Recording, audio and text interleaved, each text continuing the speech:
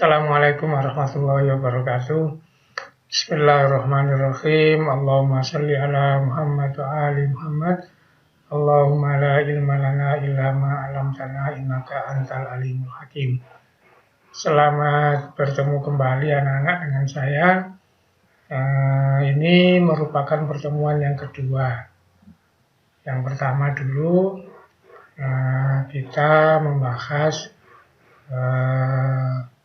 posisi biologi, kemudian objeknya, dan lain sebagainya. Sekarang masih lanjutan dari dulu, masih termasuk bagian dari KD yang pertama. Ya. Jangan lupa tadi absen dulu ya di Google Classroom. Soalnya saya melihat absennya di situ ya, jangan salah letak.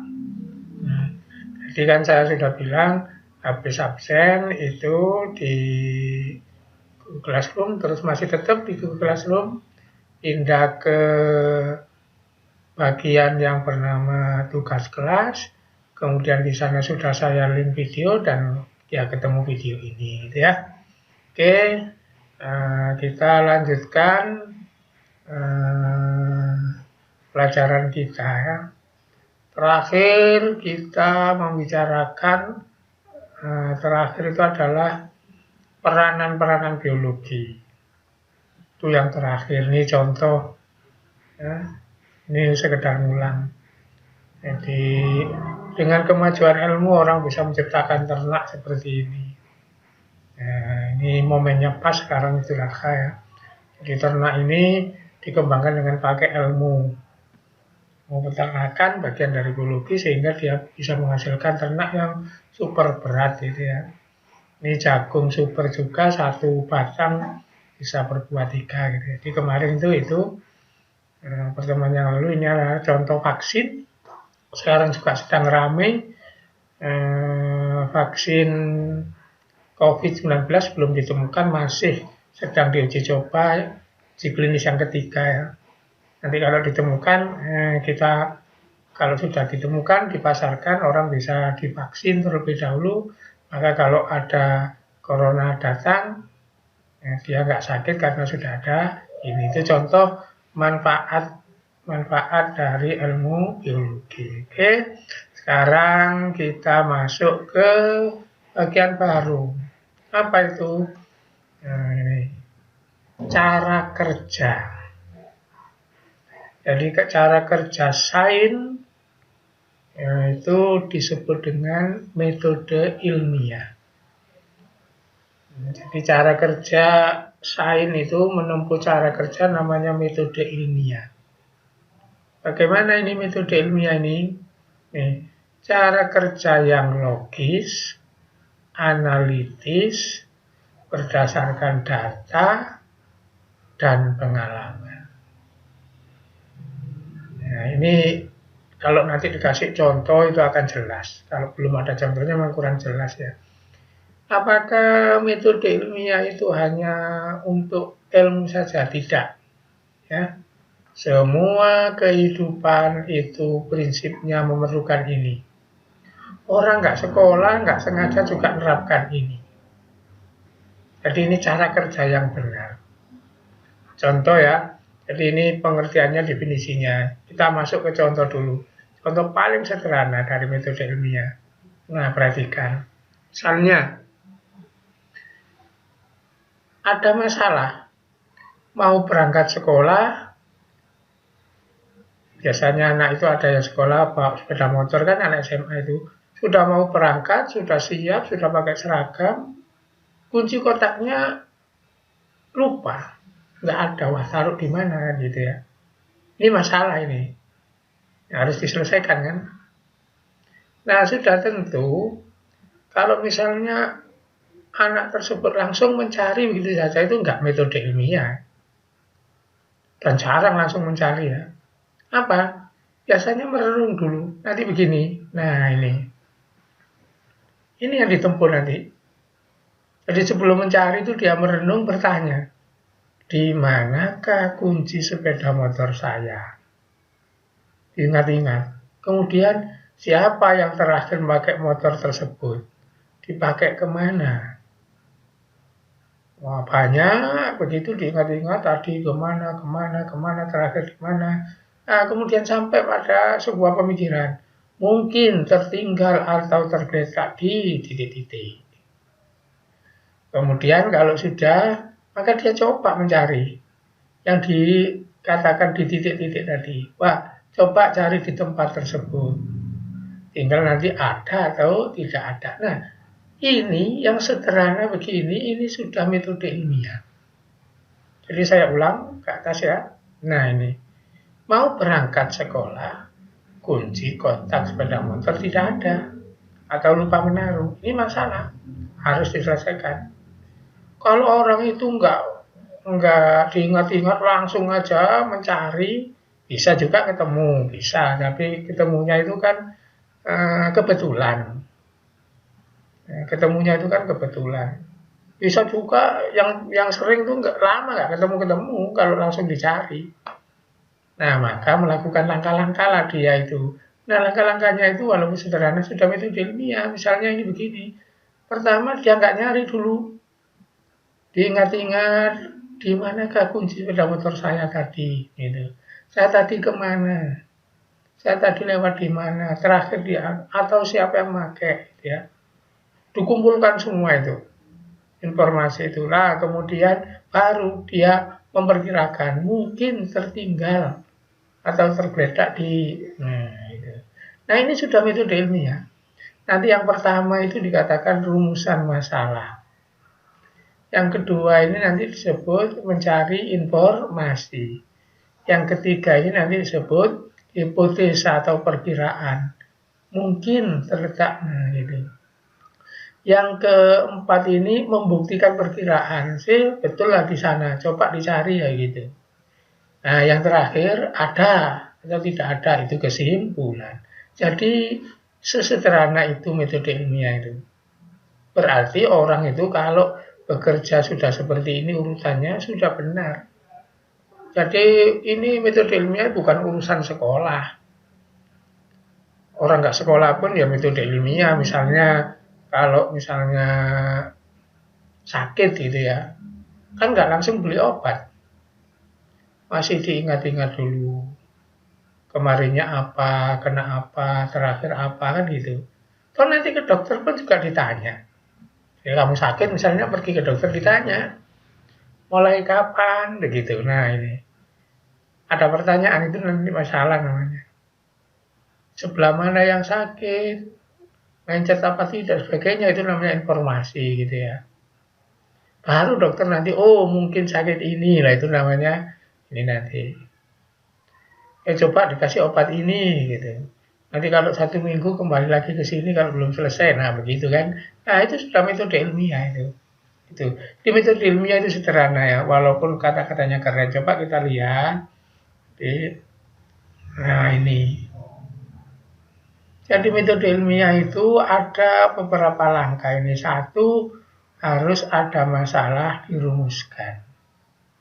Di manakah kunci kontak saya? Nah itu. Itu namanya rumusan masalah. Tadi saya pergi ke sana. Tadi sepedanya sesudah saya pakai, dipakai mbak, dipakai kakak. Oh itu namanya kerangka berpikir. Oh mungkin kontaknya diletakkan oleh bapak di sana karena yang terakhir pakai bapak misalnya itu mungkin itu namanya hipotesa. Coba kita cari yang kita duga tadi di sana itu namanya menguji hipotesa, gitu ya. Nah, jadi ini langkah-langkah kalau lengkap seperti ini. Seperti ini tuh metode ilmiah. Coba kita lihat sekarang perincian dari metode ilmiah itu ya. Contoh ini pakai contoh masalah. Apa sih masalah itu gitu. Contoh ya tadi, mau berangkat pakai sepeda motor, kuncinya nggak ada, itu masalah. Kalau ada, ya nggak masalah. Seharusnya kuncinya ada, kemudian kuncinya nggak ada, masalah. Maka pengertian masalah itu ini, perbedaan antara yang ada dengan yang seharusnya ada, atau yang terjadi dengan yang seharusnya terjadi.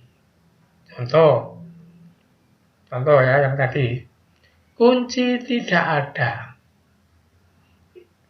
nggak ketemu. Seharusnya mau berangkat itu ada, nah, jadi tidak ada, kemudian ternyata seharusnya ada, ternyata tidak ada. Itu masalah. Itu ya. Di masalah itu perbedaan antara yang ada dengan yang seharusnya ada. Contoh lain lagi. Ada anak mau ulangan bermasalah, ada yang tidak. Kenapa? Coba misalnya gini, besok ulangan saya sudah baca lengkap buku. Nah, nggak masalah. Pasti siap itu, perkara besok dapat berapa, nggak jadi masalah. Coba, besok ulangan seharusnya sudah baca buku, ternyata belum baca buku. Lah, beda kan? Masalah. Jadi masalah itu ada perbedaan antara yang terjadi, yang ada, dengan yang seharusnya. Gitu. Pergi ke pasar seharusnya punya duit. Kalau punya duit ya nggak masalah, kan nggak berbeda itu namanya. Seharusnya punya duit, yang terjadi punya duit ya nggak berbeda. Tapi kalau seharusnya punya duit ke pasar kemudian dia nggak punya duit, berbeda kan? Maka itu masalah. Jadi gitulah masalah itu. Oke? Nah, cara merumuskan masalah. Di masalah itu dirumuskan ya. Satu, masalah itu harus dibentuk atau ditulis dalam kalimat tanya. Di manakah kunci saya? Nah, itu masalah. Kenapa perut saya begini? Nah, itu masalah. Apa pengaruhnya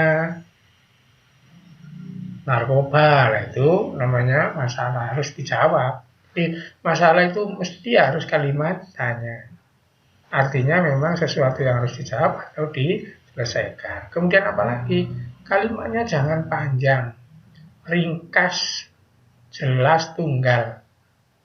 Jadi misalnya, di mana kunci sepeda motor saya? Sudah, semua orang akan ngerti maksud dari pertanyaan tersebut. Begitu ya. Itu. Jangan ditambah di mana kunci sepeda motor saya yang begini, wah terlalu panjang gitu ya. Oke, sebelum saya masuk ke yang lain, diingat-ingat masalah itu adalah perbedaan antara yang ada dengan yang seharusnya, yang terjadi dengan yang seharusnya. Kemudian masalah itu harus dirumuskan dalam kalimat tanya. Kalimat tanya itu berapa, mengapa, di mana, bagaimana, itu kalimat tanya. Bukan kalimat yang diberi tanda tanya di belakangnya ya. Itu kalimat yang butuh jawaban. Gitu. Oke, saya lanjutkan. Kerangka berpikir. Tadi setelah bertanya di mana kunci saya, dia mikir-mikir. Terakhir saya kemana, saya pakai baju apa, celana apa, soalnya nanti jangan-jangan ada di saku baju, atau dipakai oleh siapa terakhir. Semua info-info yang lengkap namanya kerangka berpikir, informasi. Nah, ini mengumpulkan informasi yang relevan dengan masalah tersebut. Di masalahnya kunci sepeda motor, maka relevannya ya siapa yang pakai. Kalau saya sendiri yang pakai, tadi saya pakai kemana, saya pakai baju apa, kenapa kok, apa hubungannya dengan baju, apa hubungannya dengan celana. Oh, relevan itu, karena orang habis pakai sepeda motor, kadang-kadang kuncinya masuk ke saku, gitu ya. Itu oke. Hipotesa. Setelah dapat informasi lengkap, oh mungkin kontak saya ada di saku baju yang saya pakai tadi. Nah, itu namanya hipotesa. Mungkin. Kenapa kok mungkin? Ya kita belum tahu masalahnya. Hanya memperkirakan. Jadi hipotesa itu perkiraan. Oh mungkin di baju. Nah, karena kita mengatakan mungkin di baju, maka kita pasti mencarinya ke baju yang kita pakai tadi. Itulah perlunya hipotesa. Apa? mengarahkan supaya kita nggak ngawur kerjanya. Oh mungkin saya letakkan di gantungan kunci di kamar, nah, maka dia akan menuju ke sana. Meskipun hipotesa itu belum tentu benar, tetapi memudahkan orang sehingga nggak, misalnya dalam kasus mencari kunci tadi bukan serumahan diubek-ubek, bukan itu ya, itu perlunya hipotesa itu mengarahkan orang kerja terarah gitu. Oh mungkin ini sakit mah, maka obatnya ya cari yang mah kan gitu ya. Nah, meskipun demikian hipotesa ada caranya, disusun berdasarkan informasi. Jadi diingat-ingat apa, maka hipotesanya harus menurut yang kita pikirkan itu. Makanya tadi, oh jangan-jangan di baju, karena informasinya begitu, jangan-jangan di celana, jangan-jangan di kamarnya kakak, karena tadi di bidang kakak, sepeda motornya, nah begitu. Itu namanya berdasarkan informasi yang berhubungan relevan, hipotesa. Nah, hipotesa itu kemungkinan. Jadi itu kemungkinan jawaban sementara. Belum final karena belum tentu benar. Mungkin kontak saya di meja gitu. Belum tentu benar, kenapa kok dipegang? Karena kita supaya kerjanya terarah. Enggak serumahan tadi gitu ya. Nah, itu hipotesa. Berguna mengarahkan tadi. Sekarang kita ke menguji hipotesa. Apa menguji hipotesa? Ya kalau contoh kunci tadi itu ya cari, kita pergi ke sana. Kalau kita duga di kamar mandi ya kita cari kamar mandi. Kalau kita duga di buntelan pakaian ya kita cari. Itu namanya menguji hipotesa. Cuma itu contohnya sederhana. Kalau nanti contohnya dalam berilmu itu nanti kita mengumpulkan data-data. Mungkin lewat observasi, mengukur, survei, percobaan. Misalnya begini, bagaimanakah pengaruhnya air beras, air cucian beras terhadap pertumbuhan sapi misalnya. Nah, seperti itu ya harus dieksperimen. Bagaimanakah pengaruh hadapnya rumah terhadap keawetan cat. Nah, seperti itu ya harus observasi. Misalnya kita observasi rumah yang menghadap ke timur 100 rumah, yang menghadap ke barat 100 rumah. Awetan mana catnya itu? Nah, itu namanya observasi gitu. Baru kalau misalnya kita punya masalah tadi, cat rumah dipengaruhi oleh matahari. Rumah yang menghadap ke matahari mudah untuk buram catnya. Nah, misalnya begitu itu ya. Nah, gitu. Jadi harus mengadakan observasi. Mungkin mengukur nanti. Mungkin survei. Survei ini biasanya IPS ya, percobaan. Nah, ini mengumpulkan data itu nanti bisa lewat ini nanti untuk menguji hipotesa. Jadi eksperimen itu bagian dari mengumpulkan data, percobaan itu survei itu mengumpulkan data itu ya. Oke. Nah, kalau sudah dapat data dianalisa. Dianalisa data-data itu. Oh, yang dikasih begini 100 rumah yang menghadap ke barat dengan 100 rumah yang menghadap ke timur. Mana yang catnya lebih rusak duluan. Nah, itu namanya dianalisa. Baru nanti kita mendapatkan kesimpulan. Jadi simpel ya, simpel sekali. Jadi sangat sederhana gitu. Oke, kita lihat. Nah, dalam mengolah data kadang-kadang kita menggunakan statistik. Apa statistik itu? Hitungan-hitungan matematika itu loh ya. Misalnya mencari yang tertinggi, terendah, terbanyak, ter itu ya. Itu mencari rata-rata, itu namanya statistik itu. Terus dibuatkan grafik, nah itu statistik itu. Nah itu namanya semua mengolah data. Apalagi mengolah data itu mencari hubungan-hubungan. Contohnya tadi hubungan antara cepatnya cat rumah kapur dengan hadap rumah tadi, ada menghadap ke timur berarti kena matahari pagi. Jendela-jendela itu ada yang menghadap ke barat berarti yang paling banyak dia kena matahari sore. Nah, itu contoh hubungan. Hubungan antara ini dengan ini. Misalnya begini, hubungan antara perilaku nyetir mobil orang dengan konsumsi bahan bakar itu ada. Kan ada orang nyopir itu gunggungan, digas-gas, ngegas dadak, ngerem dadak, nah itu di ilmu mobil itu ada itu nanti hubungan antara cara mengemudi dengan konsumsi bahan bakar. Gitu. Di dunia ini banyak hubungan ya, hubungan antara suhu dengan apa gitu. Itu mengolah data nanti di sana menganalisa data. Oke, terakhir nanti metode ilmiah itu kalau kita sudah mengolah data kita menarik kesimpulan. Kesimpulan ini nanti akan menjawab hipotesa itu benar apa tidak. Contoh yang sederhana tadi, kita berhipotesa misalnya kuncinya terletak di saku celana. Kemudian kita memeriksa celana yang mau dicuci itu semua dilihat kemarin yang dipakai mana, yang ini, itu namanya mengumpulkan data gitu ya. Kemudian ternyata nggak ada, maka kesimpulannya berarti hipotesa saya salah, nggak di sana. Ternyata ketemu, berarti kesimpulannya oh benar hipotesa saya begitu kan. Jadi kesimpulan itu nanti menilai hipotesa nanti. Nah ini berdasarkan diambil dari data ini, bukan dari hipotesa ya.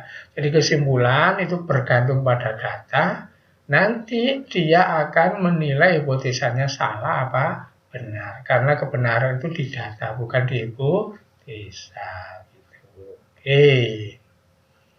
Nah, ini diambil berdasarkan data.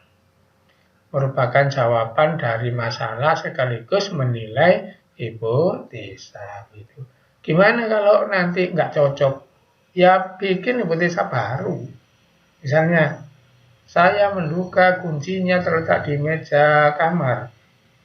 Dibuktikan ke sana, dicari nggak ada. Oh, hipotesa saya salah. Cari hipotesa baru. Oh, nggak di situ. Mungkin di sana. Masih tetap ada kata mungkin, gitu ya. Jadi kalau hipotesa salah, kita wajib membuat hipotesa baru. Gitu. Sampai masalahnya terpecahkan. Sekarang kita pakai contoh bagaimana penerapan metode ilmiah di dunia ini yang sudah pernah diterapkan dan menemukan sampai sekarang dipakai orang. Ini contoh yang terkenal itu dilakukan oleh orang Perancis, namanya Dr. Charles Labrand. Ini dokter yang ditugaskan di tentara. Jadi waktu itu Perancis itu menjajah negara di Afrika, yaitu negara Kongo. Kebetulan tentara yang ada di Afrika itu, tentara Perancis itu sakit. Charles Labrand itu suruh nangani itu. Maka dia bekerja dengan menggunakan metode ilmiah. Bagaimana? Kita lihat. Nah ini masalahnya. Banyak tentara mati sakit dengan gejala panas dingin. Nah, ini kan Pak Charles nanti nurut metode ilmiah tadi. Apa? Membuat pertanyaan, mengumpulkan informasi, dan seterusnya. Kira-kira kalau seperti ini kan kamu bisa bertanya kan, tinggal ini diganti. Ganti, misalnya begini gantinya. Apa penyebab? Nah, tentara mati sakit dengan gejala panas dingin. Apa penyebab sakitnya itu kan gitu. Kalau seperti ini kan kalimat pemberitahuan, banyak tentara mati sakit dengan gejala panas dingin. Tapi kalau dirubah, apa penyebab tentara mati gara-gara sakit dengan gejala panas dingin? Gejala itu tanda. Nah, karena bertanya apa penyebab, berarti ya kita mencari penyebab. Itulah masalahnya kan gitu. Jadi pertanyaan itu adalah masalah. Nah, coba rumuskan masalah. Apakah penyebab penyakit panas dingin tersebut? Sederhana kan? Nah, ini. Maka cari informasinya tentang tentara itu. Apa? Udaranya di sana, kemudian airnya, kemudian makanan yang dimakan oleh tentara itu, skalanya yang berhubungan dengan tentara tersebut diperiksa semua, itu namanya pola berpikir. Nah, coba ini, bagaimana makanannya, bagaimana jam tempurnya, apa 24 jam dia nggak berhenti-berhenti, jangan-jangan karena itu kan gitu. Jadi apa yang menyebabkan ini apa ya, semua dipertanyakan. Jangan-jangan kurang makan atau tidak gizi, jangan-jangan terlalu banyak jam tempurnya seharian, gak istirahat kan gitu. Bagaimana suhu lingkungan, jangan-jangan karena lingkungannya, suhunya. Bagaimana kondisi lingkungan, jadi kondisi di situ, airnya, apanya kan gitu. Kebetulan di situ ada kondisinya becek, rawa-rawa, banyak nyamuk begitu. Nah, ini diperiksa mana yang paling, misalnya makanannya beres, oke. Jam tidurnya ada, oke. Jadi mana yang paling jadikan tertuduh ini dijadikan hipotesa gitu. Nah, perhatikan hipotesa. Tentara sakit panas dingin mungkin karena digigit nyamuk. Mungkin kamu akan tanya begini, kok Moro di situ? Nah, sudah tentu Pak Laporan itu memastikan dulu makanannya beres apa enggak gitu. Kalau semua beres, misalnya pas ini toh, oh jangan-jangan ini kan gitu. Nah, begitu ceritanya kalau mau membuat hipotesa itu ya. Jadi harus masuk akal. Nah ini, tentara sakit panas dingin mungkin karena digigitnya. Karena ini hipotesanya, maka harus dibuktikan. Yang dibuktikan, nah, membuktikan seperti ini, nggak bisa tidak. Nggak mungkin observasi. Observasi itu kan mengamati. Apa yang benar? Ya dicoba, digigitkan nyamuk kan gitu. Ya, maka nanti pembuktiannya mencari datanya bukan observasi, tapi eksperimen. Nah ini menguji hipotesa. Nah, memeriksa tentara yang digigit nyamuk dibanding yang tidak. Jadi yang digigit nyamuk dengan yang tidak itu diperiksa. Apa bedanya kan gitu, mana yang sakit gitu. Memeriksa darah para tentara yang sakit dibanding yang sehat. Kenapa kok darah apa relevan? Iya, karena nyamuk itu pasti darah. Nah, kemudian dicoba ini. Jadi darah yang sakit, tentara yang sakit, darahnya dicoba dikasihkan ke tentara yang sehat. Kalau nggak menular, ya berarti bukan oleh darah, berarti bukan oleh nyamuk. Kalau menular, ya berarti oleh darah. Darahnya tadi bersentuhan dengan nyamuk, kan begitu. Ini namanya melakukan eksperimen. Nah, itulah kira-kira. Nah, ternyata apa hasilnya dari Pak Laporan itu? Ternyata dari Pak Laporan itu menemukan memang sakit panas dingin itu disebabkan oleh gigitan nyamuk yang sekarang disebut penyakit malaria, gitu ya. Nah, oke, itulah sekilas tentang metode ilmiah, gitu. Nah, nanti metode ilmiah itu kalau dilakukan secara lengkap nanti seperti ini, paling lengkap ini ya. Ada rumusan masalah, ada kerangka berpikir, ada hipotesa, menguji hipotesa, menarik kesimpulan. Terus kalau hipotesanya didukung dengan hipotesanya tidak didukung, maksudnya hipotesanya benar atau ini hipotesa tidak benar. Kalau benar bagaimana? Menjadi dasar disimpulkan. Oh ya, ditemukan sesuatu. Gitu.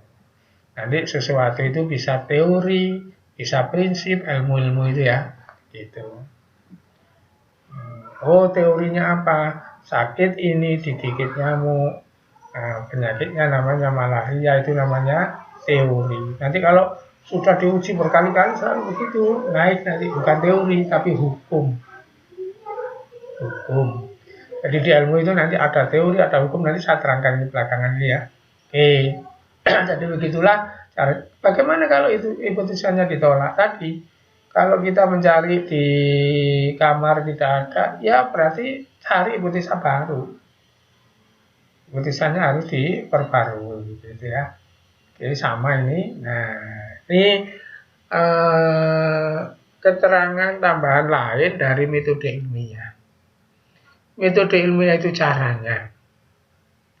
Nanti ada cara, ada orang yang melakukan. Ada cara, ada alat, ada orang. Misalnya begini, cara membunuh orang, menembak. Itu cara. Alatnya pistol, pelakunya orang. Nah, begitu. Nah, sekarang sikap ilmiah. Itu berarti tentang orangnya. Jadi walaupun caranya sudah ilmiah, kalau orangnya nggak bersikap ilmiah, ya nggak bisa. Gitu ya. Sama dengan tadi itu. Cara bunuh pakai ditembak, alatnya pistol, orangnya ya harus bisa nembak. Walaupun pistolnya ada, kalau orangnya nggak bisa nembak kan nggak bisa. Nah, itu jadi ada 3 gabungan, ada cara, ada alat, ada orang. Cara itu metode, gitu ya. Nah, maka ada metode ilmiah, ada orangnya sikap ilmiah. Bagaimana sikap ilmiah itu? Jujur, objektif. Ini saya taruh di nomor 1. Apa maksudnya? Merah ya katakan merah. Merah ya merah. Gitu ya. Jadi jujur, objektif. 2 ya 2, 3 3 itu.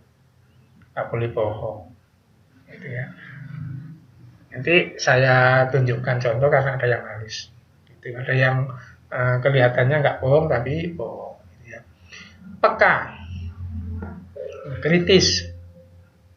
Jadi misalnya kita ini sering sembrono, badannya sakit nggak direken, nah, itu nggak kritis. Artinya loh, saya kok begini, kemarin nggak, lah itu biasanya yang begitu kalau cepat pergi dokter sembuh. Tapi kalau nggak peka, nggak kritis, nggak dirasa-rasakan, pergi ke dokter sudah parah lah itu. Nah, itu jadi sensitif itu ya, sensitif itu ya, merasakan apa-apa. Kamu misalnya jalan, kemudian di tepi jalan ada orang tua maunya barang nggak bisa, nah kemudian kamu seberangkan lah, itu namanya peka. Rasa ingin tahu. Jadi ilmiawan itu harus ingin tahu. Kalau nggak ingin tahu ya nggak bekerja, nggak lapo-lapo ini ya. Minatnya besar, ini hampir sama dengan ini. Kalau nggak berminat ya repot. Berpikirnya logis. Kalau begini, demikian, itu logis. Misalnya logis itu begini ya. Di tengah musim hujan, orang jualan minuman hangat, itu logis. Pas musim panas, kemarau, orang jualan minuman dingin, itu namanya logis. Terbuka, apa maksudnya terbuka? Bisa diberitahu orang. Terus pikirannya mau dikoreksi, itu namanya terbuka. Rasional, apa rasional itu? Makul. Jadi hampir sama dengan logis. Makul, mudah diterima, akal, rasional itu. Ya, teliti, tekun, nggak boleh ada yang tertinggal. Tekun, sabar, gitu ya. Semua ini adalah sikap-sikap ilmiah, gitu ya. Dan ini semua sikap yang dituntut di Islam. Ini ya, di orang Islam itu harus jujur, orang Islam itu harus peka, gitu ya. Jadi kalau kita melakukan metode ilmiah tapi kita nggak bersikap ilmiah, ya kita bukan ilmiawan. Ya. Nah ini hasil apa tadi itu. Jadi hasil dari proses ilmiah itu. Ini mau saya terangkan satu-satu. Nanti walaupun nggak seluruhnya, mungkin pada yang pertama ini. Sama nanti ada berikutnya, nanti ada data macam-macam, coba kita lihat. Nah ini ya, ada fakta, ada teori, ada hukum, ada prinsip, ada postulat. Jadi kalau misalnya begini, orang melakukan observasi, kemudian melihat, setelah dioperasi, misalnya melihat kambing, kemudian orang ngomong, oh kulitnya kambing berambut. Nah itu namanya fakta. Kulitnya ayam berbulu, itu namanya fakta. Kulitnya ikan bersisik, itu namanya fakta. Jadi fakta itu sesuatu yang ditangkap oleh panca indera, nyata, itu namanya fakta, kebenaran ditangkap oleh panca indera. Nah begitu. Coba kita lihat nah ini. Keadaan yang merupakan kenyataan benar-benar ada atau terjadi dan bisa ditangkap oleh panca indera. Ini harus ditambahi ya. Coba saya tambahi. Oh nggak usah, sudah lain kali aja ya. Kemudian kalau data bagaimana? Nah, ini data. Keterangan fakta tapi terukur. Bingung Pak? Oke, misalnya begini. Kamu pergi ke wilayah Bogor, puncak di Bogor sana. Terus kamu bilang, wah udaranya dingin. Itu fakta. Udaranya dingin itu fakta. Kemudian kamu coba melihat termometer yang ada di tembok di Bogor sana. Berapa ya kok dingin? Oh, ternyata 15 derajat Celcius. Padahal kalau di rumah saya di Semarang 30, di rumah saya di Jakarta 30, di sini 15, makanya dingin. Nah, gitu. 30, 15 itu data. Dingin itu fakta. Benaran mana? Benaran data. Kenapa? Nah, Bogor diukur pakai termometer 15. Semua orang kan mengatakan 15. Kalau orang itu jujur ya, suruh lihat termometer 15. Tapi tidak semua orang mengatakan dingin. Apa maksudnya? Misalnya begini, orang Jakarta pergi ke Bogor mengatakan dingin. Sementara orang yang biasa hidup di Bogor mengatakan nggak dingin, biasa saja. Nah, ngerti maksudnya ya? Jadi fakta itu kebenarannya masih menurut orang. Karena fakta itu dirasakan, bukan diukur. Misalnya, ada benda saya angkat, saya mengatakan berat. Kemudian benda tersebut diangkat oleh Mike Tyson. Oh enggak berat begitu. Karena Mike Tyson ototnya kekaren gitu ya. Tapi coba benda itu ditimbang. 2 kilo. Nah, menurut saya 2 kilo, menurut Mike Tyson ya tetap 2 kilo. Itu namanya data. Jadi fakta dengan data itu benaran data. Paham ya? Apakah fakta itu nggak benar? Benar, tapi masih kurang. Misalnya begini, ada perempuan nggak berjilbab, rambutnya terurai. Terus kamu bilang, oh perempuan tersebut rambutnya panjang. Itu fakta. Fakta itu. Terus kalau kamu ukur, oh rambutnya 1 meter. Lah baru data. Jadi fakta dengan data itu benaran data. Karena apa? Kalau data itu sudah terukur. Besar, kecil, fakta. Sekian meter, data. Gitu ya. Panjang, pendek, fakta. Sekian meter, data. Berat, ringan, fakta. Sekian kilo, data. Nah, begitu. Nah, di tadi metode ilmiah kita diwajibkan menggunakan data. Jadi kalau fakta tok masih gak cukup. Gitu. Teori, apa teori itu? Pendapat berdasarkan penelitian dan penemuan yang didukung oleh data dan argumen. Jadi teori ini pendapat orang. Misalnya begini, teori atom. Nah, itu.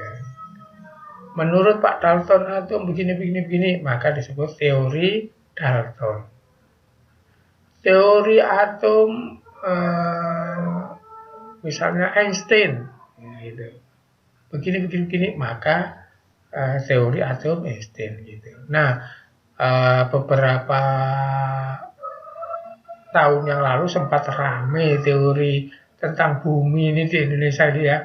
Ini akibat campur baur dengan politik itu. Sehingga ada sebutan kaum bumi datar, ada kaum bumi bulat kan gitu.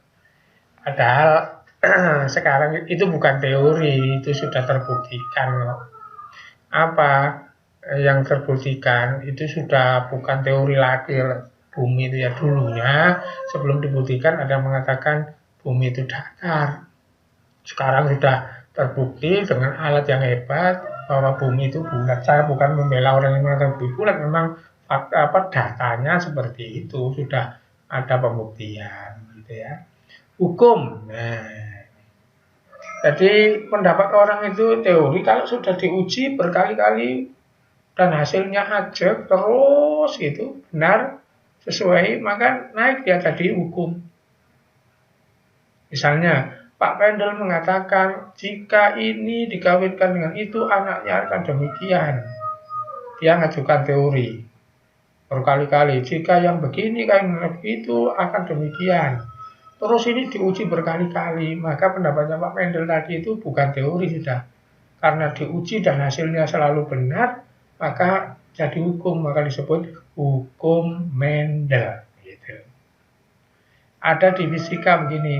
Jika suatu benda masuk ke air, maka air akan permukaannya naik sesuai dengan beratnya benda. Semakin berat benda, maka permukaan air yang naik semakin tinggi. Nah, itu hukum. Hukum Archimedes, kan gitu ya. Prinsip itu asas. Asas. Kalau demikian, pasti demikian. Nah, itu namanya asas. Kebenaran dan pokok dasar berpikir atau bertindak gitu.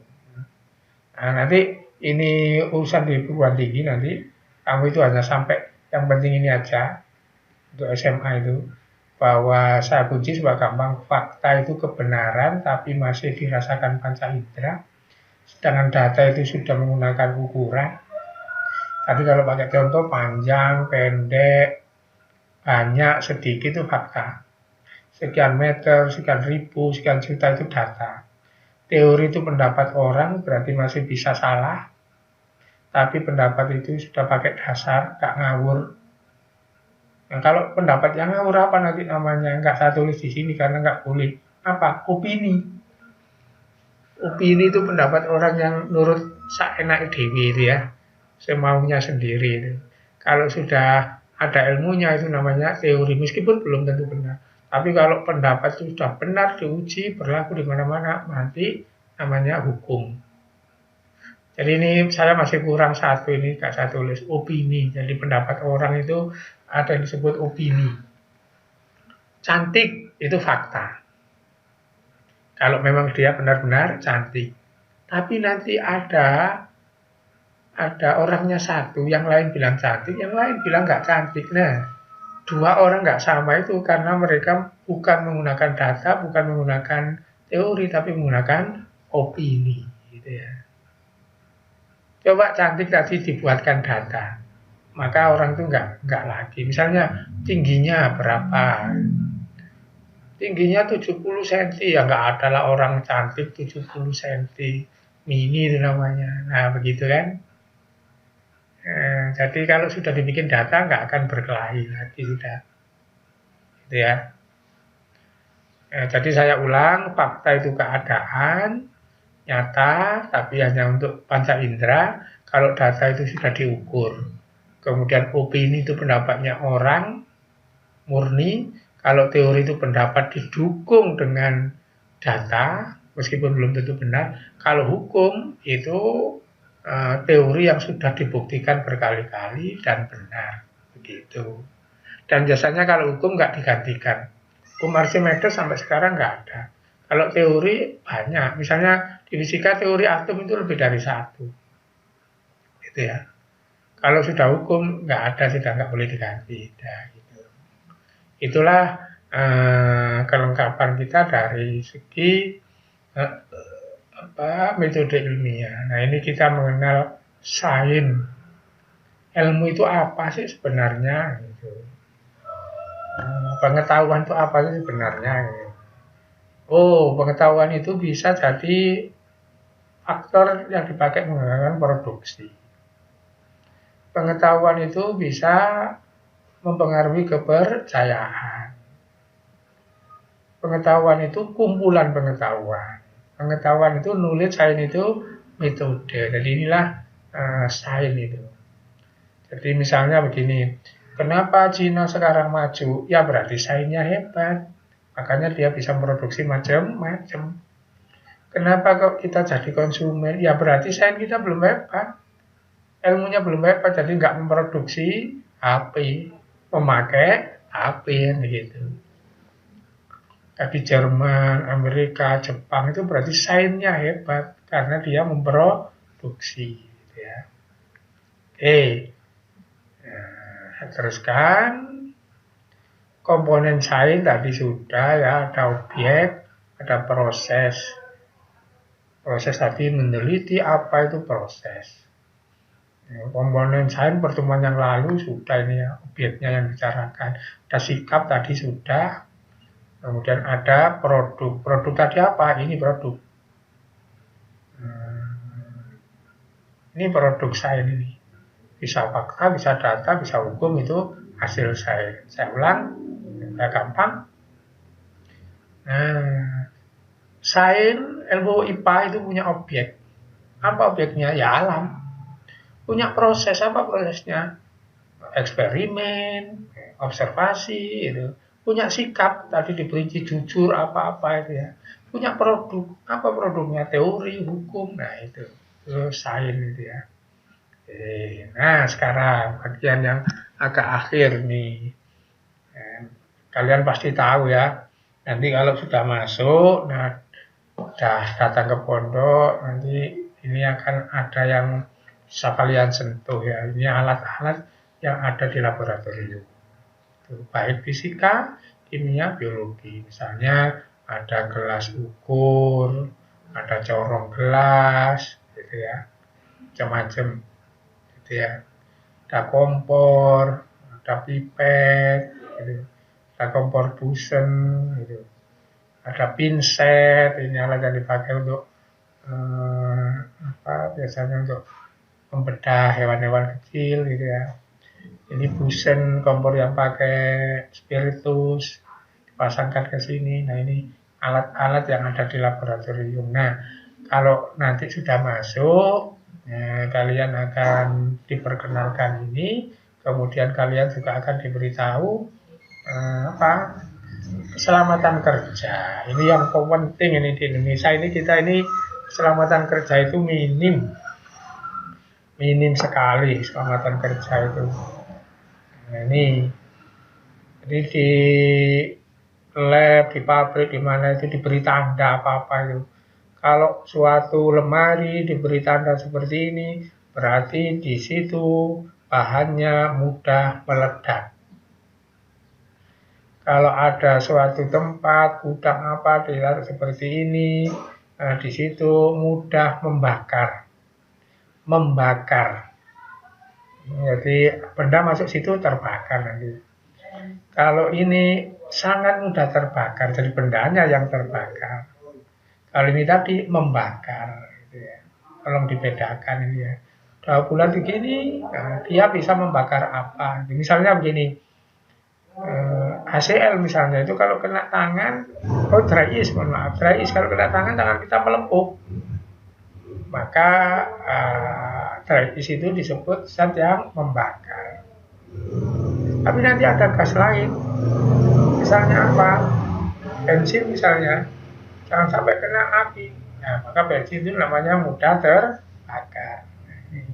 Korosif. Jadi kalau ada benda-benda dikasih begini, zat-zat kimia diberi tanda begini, korosif apa? Ini menimbulkan kalau logam itu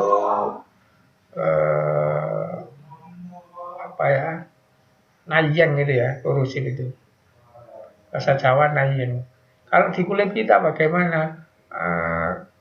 Tergerus kulitnya, itu namanya korosif. Itu. Ini. Berikutnya dangerous of the environment. Apa? Environment. berbahaya bagi kehidupan resmi di lingkungan.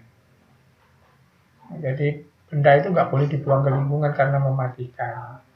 Nah, terakhir seperti ini toksik, beracun. Jadi kalau ada benda seperti ini, beracun mudah meracuni makhluk hidup. Nah, saya kira untuk kali ini sampai di sini. Nah, karena ini pertemuan kedua, maka ada tugas ya untuk dikerjakan di rumah. Tugasnya saya tunjukkan, nanti kalian ngerjakan, silakan diupload. Ada dua, ada dua. Ini nanti saya kirim filenya di Google Class ya, dicari aja di situ. Ini nanti filenya saya kirim, kemudian kamu kerjakan di komputer, terus diupload lagi. Nanti saya koreksi. Ini tugas yang pertama. Waktunya saya kasih 4 hari lah. Sekarang Minggu, Senin, Selasa, Rabu, Kamis terakhir ya, kerjakan ini selesai. Terus kerjakannya ini ngambil dari mana? Film yang pertama, video yang pertama itu ada di situ ya. Jadi ini ada 4 pertanyaan. Biologi adalah apa? Kedudukan biologi sudah di filmnya dulu ada. Ini pertanyaan-pertanyaan ini dijawab dengan cara melihat video kalau kalian belum punya buku paket. Nah, ini melengkapi. Yang A menjawab 4 pertanyaan, yang B melengkapi. Jadi misalnya ini biokimia, itu pengertiannya apa? Onkologi pengertiannya apa? Cari di buku kalau punya buku, atau di video saya itu. Terus kalau ini ilmu yang pelajari macam-macam penyakit diberi nama apa? Ini kebalikan dari ini ya. Jadi kalau ini pengertiannya, kalau ini cari namanya. Oke, cari nanti ya di buku paket ada. Nah, tugas yang kedua. Yang kedua ini hubungannya dengan pertemuan kita yang pertama. Juga dalam tabel saya kasih contoh 1 ini sudah. Masalah apa? Banjir. Banjir itu masalah tingkat apa menurut biologi? Tingkat ekosistem. Ilmu yang dipakai nangani banjir nanti untuk supaya nggak banjir di biologi dibahas di apa tentang banjir itu? Cabang biologi namanya ekologi. Nah, begitu. Misalnya HIV itu ruang lingkupnya tingkat apa? Kan ini penyakitnya tingkat apa? Apa sel kita yang sakit gitu? Apa organ kita, apa sistem organ, nah gitu. Kenapa banjir ini tadi ekosistem? Nah, banjir itu kan lingkungan besar, bukan individuan gitu ya. Nah, terus nanti begitu, nah ini. Itu masalah tingkat apa? Tingkat tubuh, apa tingkat organ, apa jaringan, apa sel gitu ya. Ini dilihat di filmnya yang dulu itu. Terus ilmunya yang bahas tentang panu itu apa di sini gitu ya. Boleh lebih dari 1 nanti sini ya. Demikian seterusnya sampai 21 ini. Kenapa kok 21? Karena yang 1 ini contoh. Jadi kalian ngerjakan 20 gitu. Ini nanti di-download. Saya kirimkan ini nanti ya filenya. Di-download, kamu kerjakan. Nah, kemudian diupload lagi, saya koreksi. Gitu ya. Saya kira cukup ini untuk pertemuan yang kedua. Berarti sudah ada tugas, nanti kamu punya nilai 2 bagi yang mengumpulkan, gitu ya. Mohon maaf, jangan dikumpulkan di WA ya, dikumpulkan tetap di Google Classroom. Di Google Classroom ada di situ caranya, gitu ya. Ada cara mengirimkan tugas kembali, gitu ya. Oke, saya kira cukup. Untuk pertemuan yang kedua, mudah-mudahan kalian bisa memahami. Nah, kalau ada yang kurang jelas bisa ditanyakan di lain waktu dengan saya di WA boleh. Kalau pertanyaan yang kurang jelas, gitu ya. Jangan menanyakan jawabannya tapi ya. Nah, begitu udah. Saya kira saya cukup sampai demikian. Mudah-mudahan kalian tetap sehat sehingga kita dapat bertemu kembali di pondok begitu ya.